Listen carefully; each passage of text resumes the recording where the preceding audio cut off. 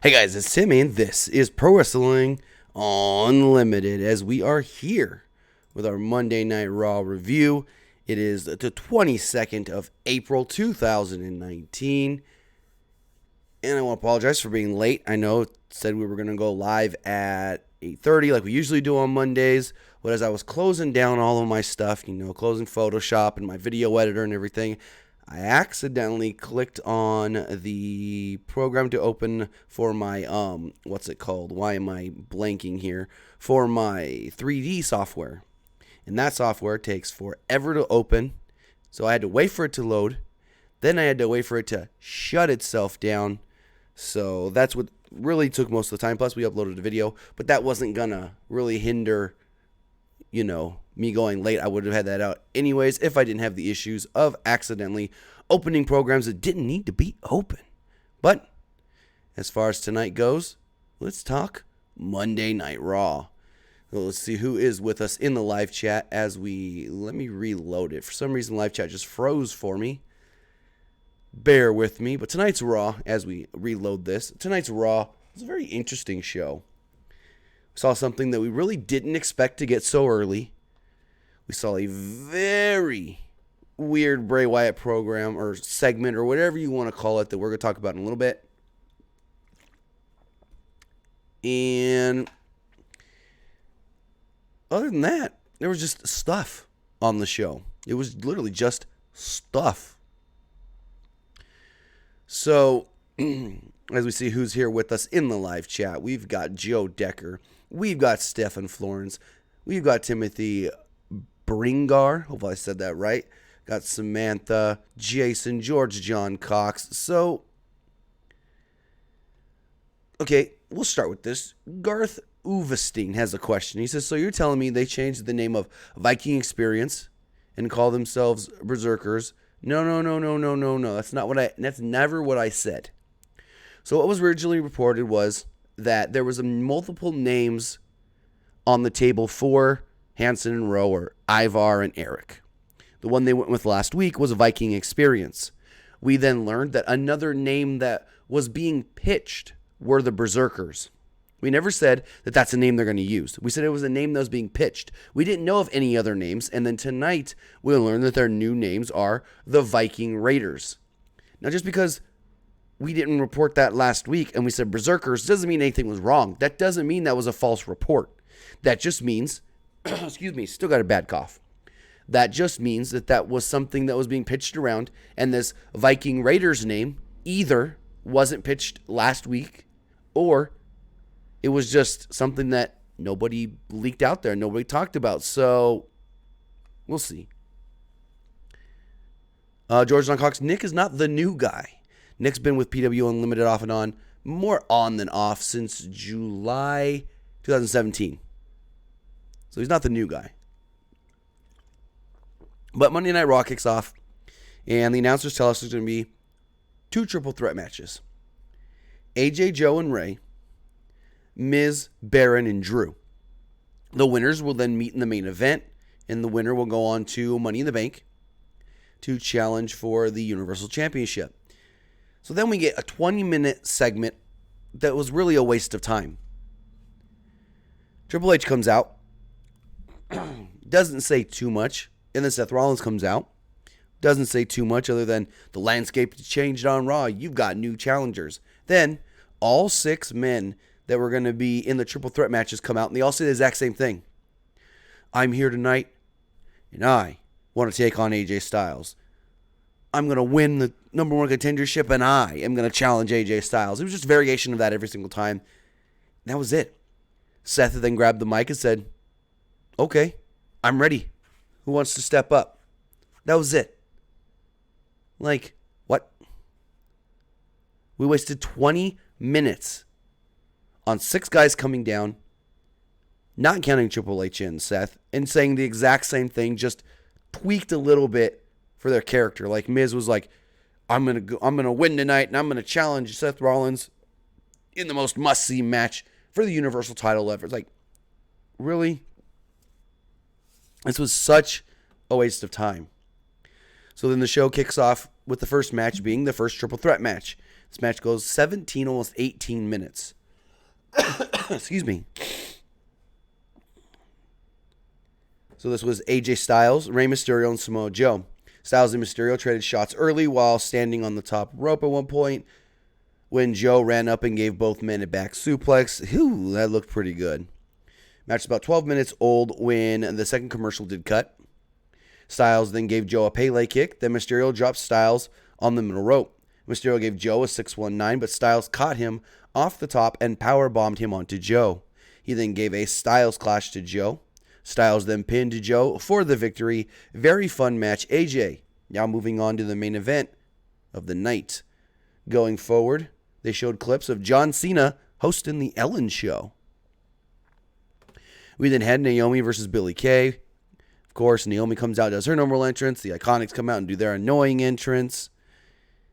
And Corey Graves had a line where he murmured, like, I don't know if he was supposed to say this, but he just goes, who wrote that?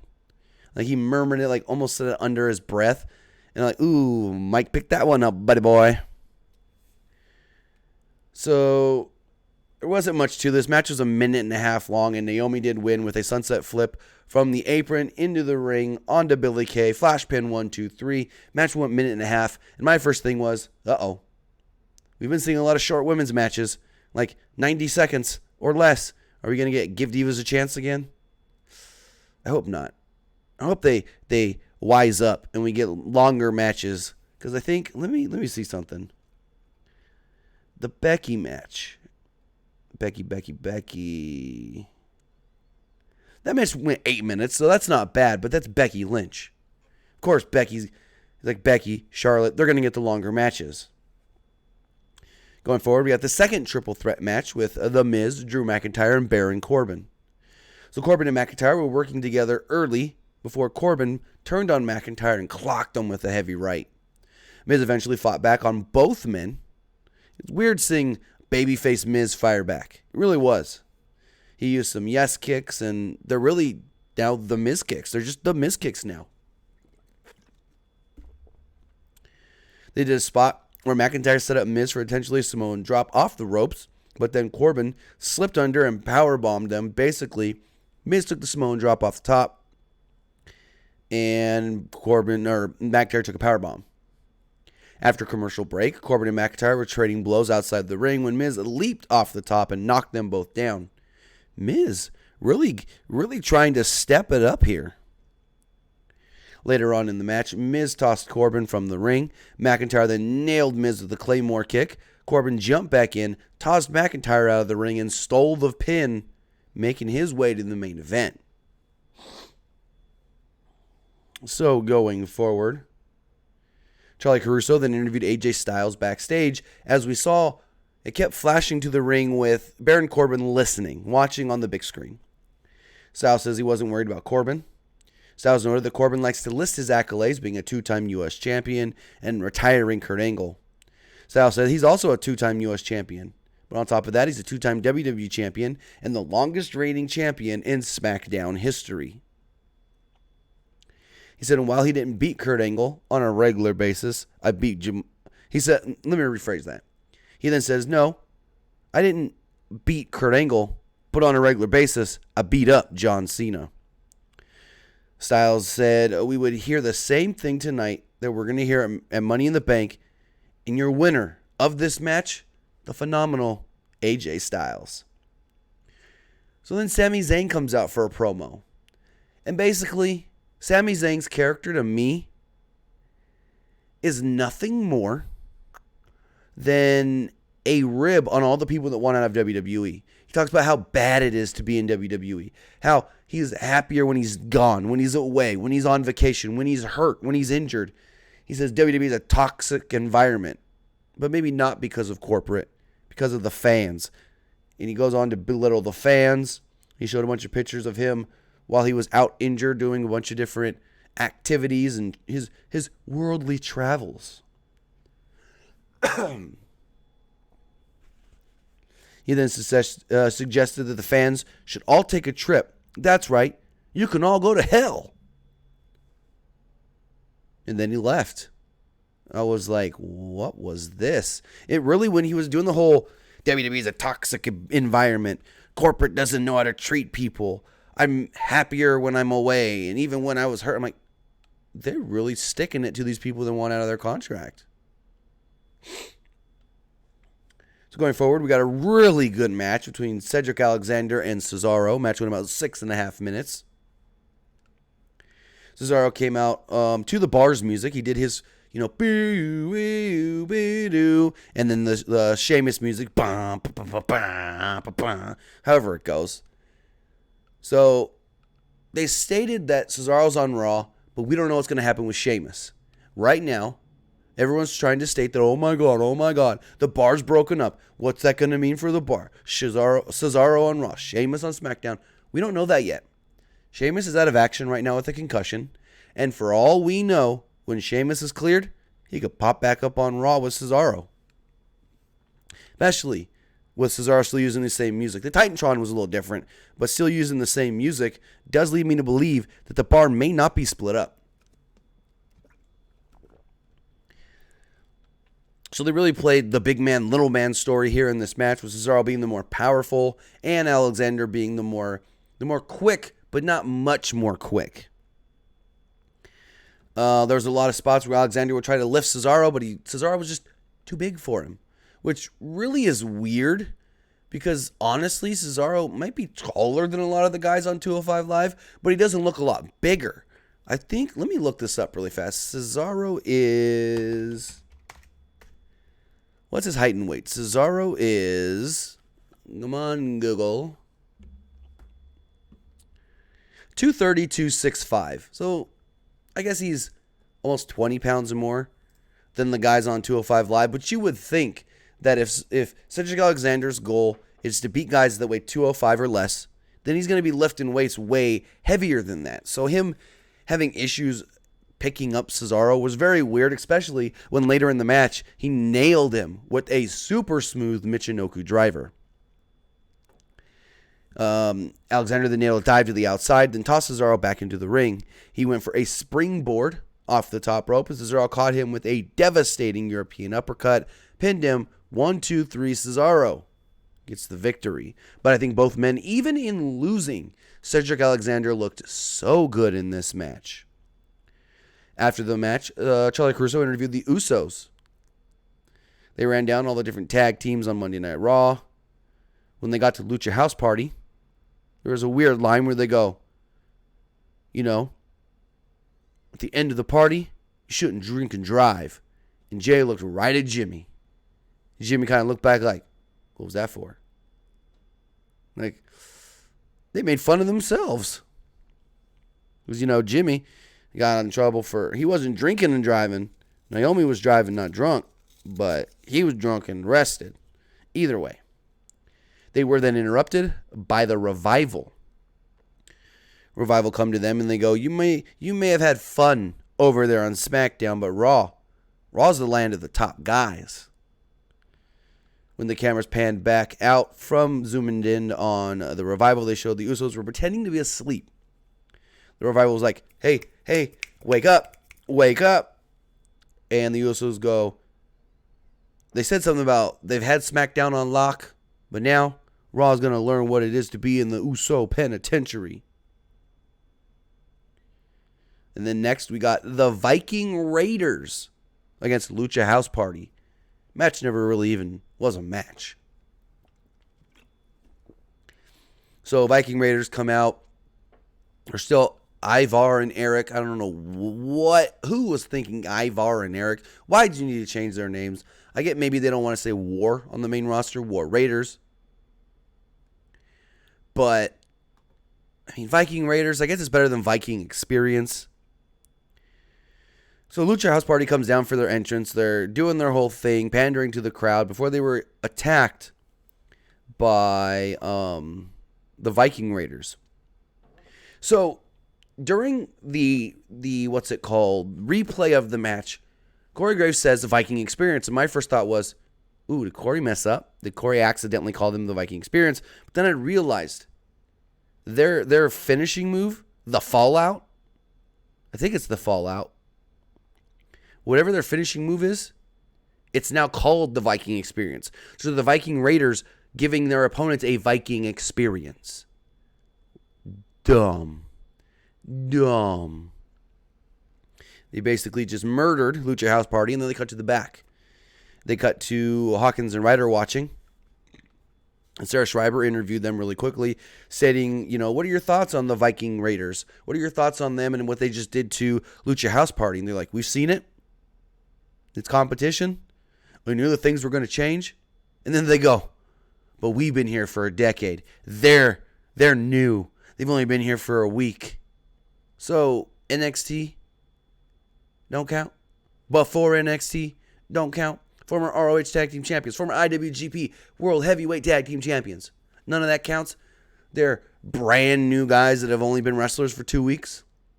Such bullshit. I hate that WWE doesn't acknowledge anything if it's not on the main roster. It's just stupid.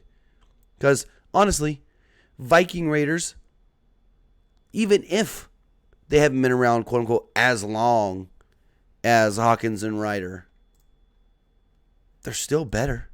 Way better. Going forward, Becky Lynch came down to the ring, cut a promo on Lacey Evans. Lynch said she didn't mind being sucker punched and has been known to throw a sneaky punch here and there herself. Lynch made a career of slapping bleach blondes who carry favors from management.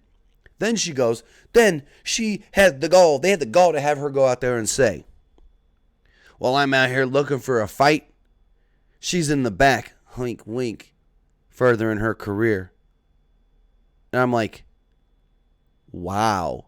They literally had her insinuate that Lacey Evans is sleeping with somebody in the back to get her opportunities. Fucking dumb. So stupid. So Lacey Evans came out and wondered why Lynch always wanted to fight. She said maybe she likes to let her emotions get the best of her because she's Irish. Or she's just like a typical man, always wanting to be the center of attention. Evans said that she's going to teach Becky Lynch a lesson at Money in the Bank where she wins both titles. She said that Lynch likes to brag and show off her nice things, but that's not what a woman does.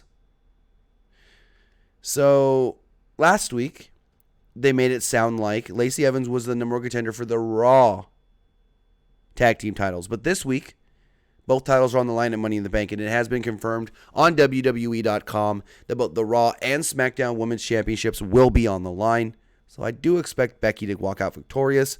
But then Becky did take on in an 8-minute match Alicia Fox. The match was alright.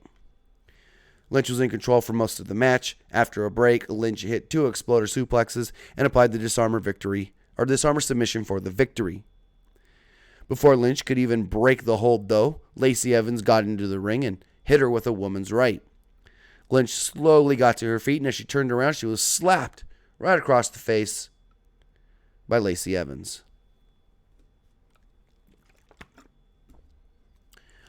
Charlie Caruso in the back interviews Baron Corbin. He said all the nerds who were mad at him for taking on Kurt Angle at WrestleMania were the same ones who thought he didn't deserve any shot at Rollins.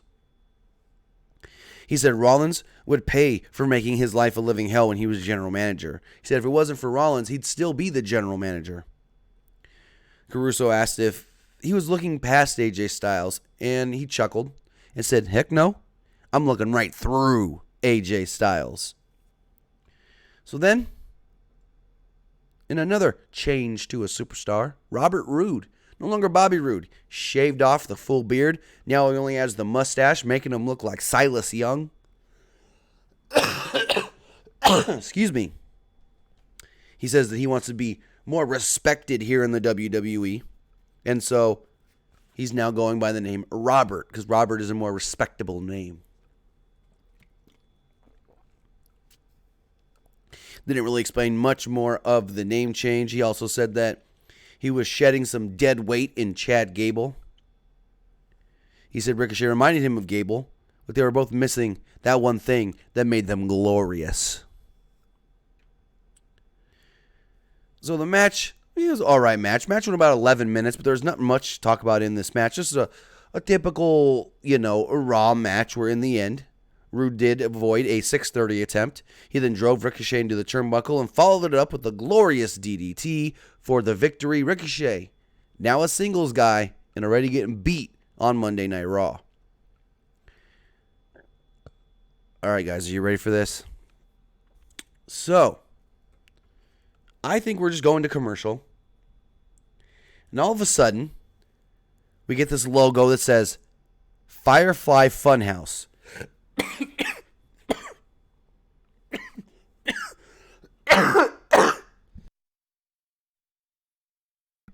Ooh, excuse me. So I think we're going to commercial. And we get this logo that says a Firefly Funhouse. And I'm like, what is this? Is this like some infomercial for a kid's DVD or a kid's toy or something? And all of a sudden, this door kind of creeps open. The logo fades away. And we see this like little kiddie Blue's Clues style house from the inside. And Bray Wyatt pops in as your host. And Bray Wyatt plays the weird, creepy version. I see that. Chris S82 says Pee-wee. No. More like Steve from a Blue's Clues. Excuse me. Just can't get rid of this cough. So he's pretending to be like Steve from Blue's Clues. And he's like, hey, you guys have seen over the weeks some of our friends that will join us here in the Firefly Funhouse. He acknowledged being a bad man in his past and says that he's paid for his sins. There was a cardboard cutout of the old Bray Wyatt, and he said, I'm not going back to that. And he gleefully cut it in half with the chainsaw. Now, if you didn't see this, I'm going to show you this. Let's load up the Twitter. This was so weird. He then said that all him and his friends are here to entertain the children. And I'm like, oh my God, Bray Wyatt is Steve from Blue's Clues. And Sister Abigail's coming at some time. I mean, she's coming at some time. And Sister Abigail's probably going to be Nikki Cross. So, this is the new Bray Wyatt. Let me load this image up. You guys can see it.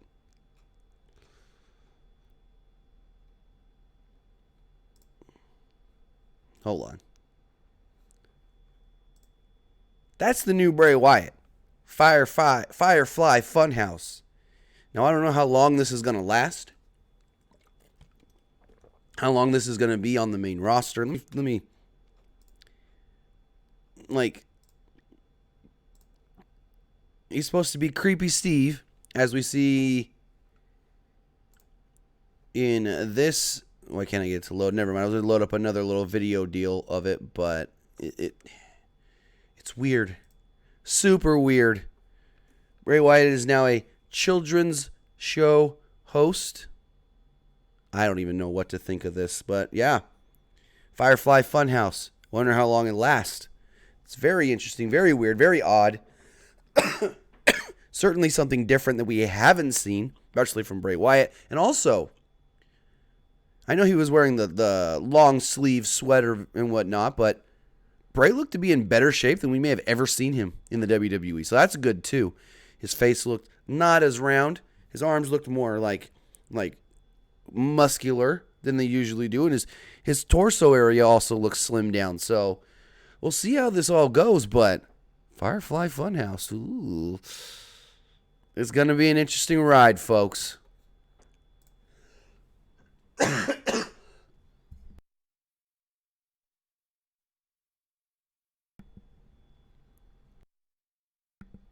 So then going forward, we did get the main event. It was AJ Styles versus Baron Corbin in a 13-minute match.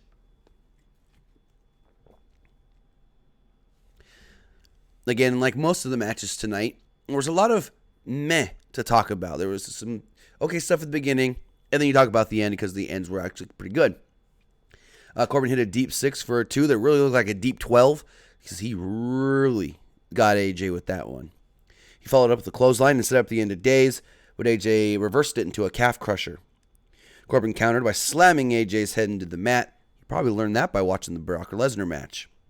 Styles soon followed up with a phenomenal forearm, hit him, pinned him. AJ is now moving on to Money in the Bank to challenge Seth Rollins for the WWE Universal Championship, and I did not expect for this match to happen this quickly. I thought if Seth can hold that title till SummerSlam, there's your freaking SummerSlam main event, AJ Styles, Seth Rollins. Now, I know for sure this match has never happened in WWE. Now, before either man was in WWE, I don't know. But it's sure going to be interesting to see how this match goes. I mean, AJ just moved to Raw, and he's already going to get beat. Most likely going to get beat by Seth. Excuse me. And we'll see where it goes. I mean, AJ as the champion on Raw would not be a bad idea, but I don't think it's the right time yet to beat Seth Rollins. So that was Monday Night Raw. Now once Skype wants to freaking load, we'll take your calls. If you want to call in, you can do so at 559-475-8473. 559-475-8473. If you don't want to call and you want to send a text message with your thoughts, you can do so at 510-906-1341. 510-906-1341. DeAndre Duke said the same thing I did. I would have waited till SummerSlam to do this match. Yeah.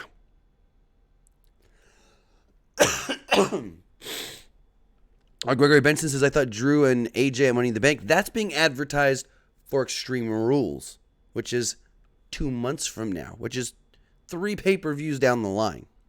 So, they could still do McIntyre AJ.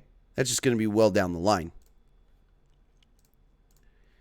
With that, if you guys do want to call in and give me your thoughts on tonight's Raw, the lines are open. Again, you can call in at 559-475-8473. 559-475-8473. No, Justin Zarita says it might be a no finish. I don't think so. I don't think you do this match with a like a dusty finish or a disqualification or something, because then you just gonna have to do it again.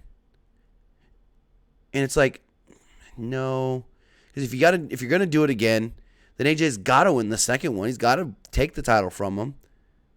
So we'll see how it goes, but I don't think that this was a good idea to do this match this soon. Let's hear from you guys and take this call. Caller, you're on the air. What's going on? Wow, first and foremost, don't die, Tim. Don't die. Just need to get that out of the way. I'm trying.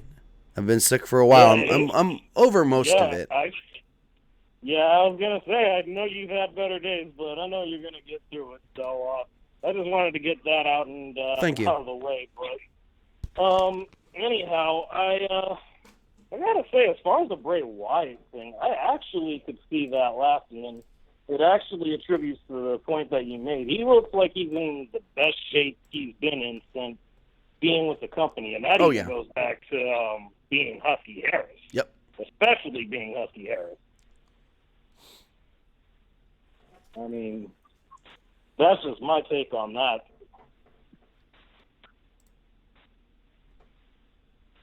All right. Well, I mean, I agree. He looks great. He hasn't looked better ever in WWE. But with that, I want to say thank you for the call and have a great night.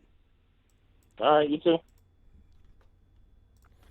Let's jump another call right here. And caller, you're on the air. What's going on? Yes. Yes. Am I on the line right now? Yes, you are. Awesome. Am I talking to Tim? Yes, you are. Awesome. Hey, I got 2 things that I wanted to kind of comment and question. Go for it. Kind of comment. What do you think that they're going to actually do with the War Raiders? And I know they kind of changed the name really quickly. Why do you think they did that so quick? And what do you think they're going to do with them? So I think the the reason for the name change is probably all the backlash from the fans. The fans are not really liking it, so they're like, you know what, screw it, let's change it, let's come up with something different. I don't know why they didn't just go back to I don't know why they didn't just go back to the War Raiders name. But as far as what they're going to do with them, honestly, it looks like they're going to push them right to winning them Raw Tag Team Championships from Hawkins and Ryder. Yeah, but it always seems like when they're pushing these guys up from NXT that they're just going to get the big hype and push in the beginning, and then they're going to get squashed or forgot about after a month or two. I agree. Raw Raiders are awesome, man. They've been all over the world, and they won championships all over the world. And they are better than more than any of the tag team champions now, or actually have been for a very long time. I mean, I think they're on the level with like the Revival, the Usos. Oh, they're better than a Revival. The Usos, they maybe. Now, I can see where you'd say that, but you got to think they're different. In the Revival, in their own way, are just as good as a tag team. And so, you know, I know you were saying a lot of guys come up from NXT, especially tag teams. They get the big push, and then all of a sudden, nothing. They're squashed, but man. For some reason, hate to see it. Sanity. What happened to Sanity and Eric Rowan? I mean, he was. I'm sorry. Go ahead. And I don't know what it is, but for some reason, I have a different vibe from these guys than I have from a lot of the NXT call-ups that have come up recently. Like, for some reason, I have there's just some inkling in me that feels like Vince really likes these guys and will actually push them to something good. I hope so, because I love their beards, and I'm about to shave off my winter beard right now. So, yeah, man. Hey, Tim, you're awesome. What happened to our boy Nick, man? He's coming back, hopefully? Oh, yeah, Nick does the Wednesday shows. Those are the days where he doesn't have to work late at his regular job, so he's able to join for the Wednesday show. Okay. Oh, because, he was back, last week, and I was like, holy shit, and you know what? You guys sounded awesome, man. I wanted to appreciate it and say thank you for both you guys. And, okay, one last question. Okay. What are they going to do with Ricochet? I thought they would do something good with him. They would start to push him and build him up. But then he just lost to Robert Roode tonight. So, Roode needed to build a character, I guess, because they're changing him. Yeah, but yeah, what are they doing with Ricochet, man? I get your question. I want to say thank you for the call. I get the question of what are they doing with Ricochet? What can they do with him going forward? They have to build up Robert Roode and his new character, but they didn't have to beat Ricochet. Ricochet's first, foray on the main roster as a singles guy, because he came up as a singles guy, and then they quickly made him a tag team. But they could have had Bobby Roode go out there and beat anybody else. Hell, fuck. He could have beat Eric Young. There's so many people on that Raw roster that are insignificant. No offense to anybody on that roster. But it's just like, there were so many other people that could have took the loss, and Ricochet did not need it from him. Because also, it was a boring match for the most part. It wasn't that great of a match. Like I said earlier, Cesaro and Cedric Alexander, Cedric lost, but it was such a good match that it didn't look bad on him in losing. So I don't know what's going to happen with Ricochet. Hopefully they don't just do a rematch next week where Ricochet picks up the victory. I really, really hope not. I know they did the whole thing where Bobby Roode or Robert Roode was like, Ricochet reminds me of Chad Gable. Maybe we need to get rid of that dead weight as well. So it's just, I don't know. I hope they don't ruin Ricochet. I really don't. But going forward, if anybody else does want to call in and give me their thoughts, you can do so. 559-475-8473. 559-475-8473. Excuse me.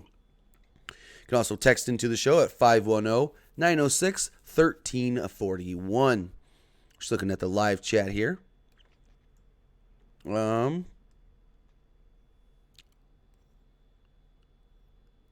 Okay, El Shard's talking about WrestleMania. That's in the past. Trill TV says Eric Young is the voice of Bray Wyatt's puppet. Where'd you hear that one? Because I haven't heard that one yet. That would be interesting if they pair Eric Young with him as well, as maybe like Bray's the host of this Firefly Funhouse, Nikki Cross's sister Abigail, and Eric Young's some puppeteer. Whew, that'd be interesting. Cast of characters. Just looking at the chat here. Nelson said Robert Roode is a poor man's Rick Rude. I can see where you can come up with that analogy.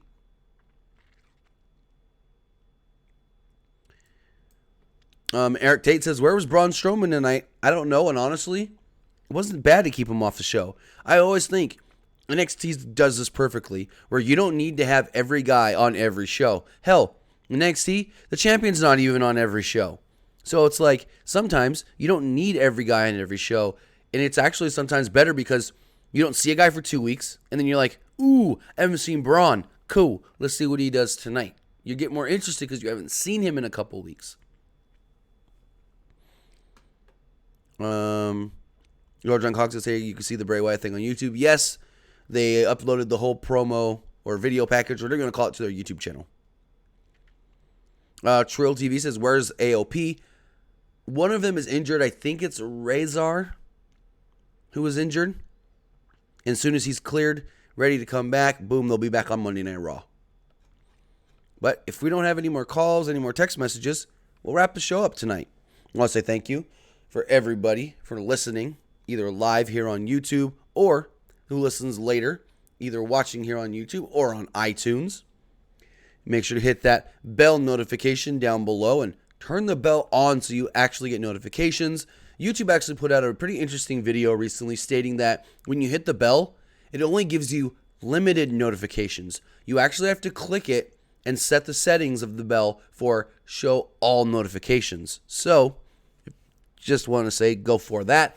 And also, if you're still not getting the right kind of notifications, what you can do is you can follow us on either Facebook at facebook.com/Pro Wrestling ULTD, or you can follow us on Twitter at PW Unlimited to get notifications there when we do post new articles, new videos, new things all the time. So I want to say thank you for joining me tonight, talking some Monday Night Raw. Have a great night, guys, and we'll see you tomorrow after SmackDown.